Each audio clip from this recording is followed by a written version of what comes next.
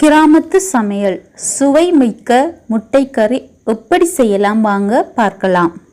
ஒரு பாத்திரத்தில் சிறிது எண்ணெய் ஊற்றி சூடாக்க வேண்டும்.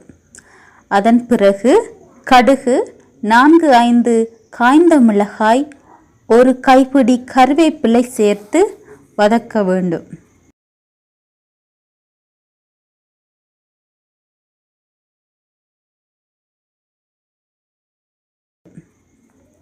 பின் அதனுடன் இஞ்சி பூண்டு சேர்த்து, பின் பெரிய வெங்காயம் 2, 4 பச்சை மிளகாய் சேர்த்து நன்கு வதக்க வேண்டும். முட்டை கறிக்கு மிக முக்கியமானது வெங்காயம் நன்கு வதங்கியிருக்க வேண்டும். வெங்காயம் வதங்குவதற்காக சிறிதளவு உப்பு சேர்த்து நன்கு வதக்க வேண்டும். வெங்காயம் நன்கு வதங்கின பிறகு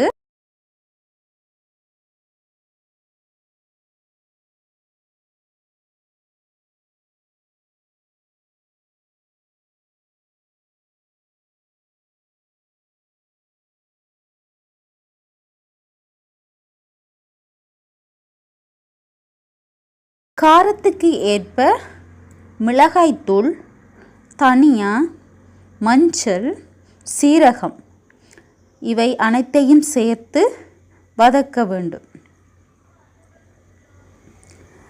இவை அனைத்தும் நன்றாக வதங்கிய பின் 2 மீடியம் சைஸிலான தக்காளியினை சேர்த்து வதக்க வேண்டும்.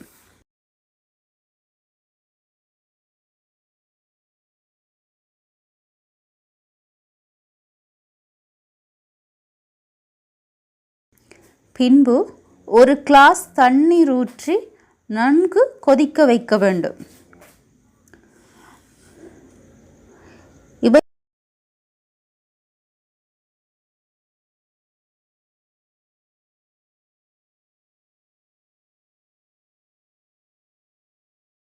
அனைத்தும் நன்கு கொதித்த பின் அதனுடன் அவித்து வைத்த முட்டையை சேர்த்து நன்கு கொதிக்க வைக்க வேண்டும். எண்ணிக்கையிலான முட்டையை சேர்த்து கொதிக்க வைத்த பின் நாம் சுவையான முட்டைக்கறியை பரிமாறலாம்.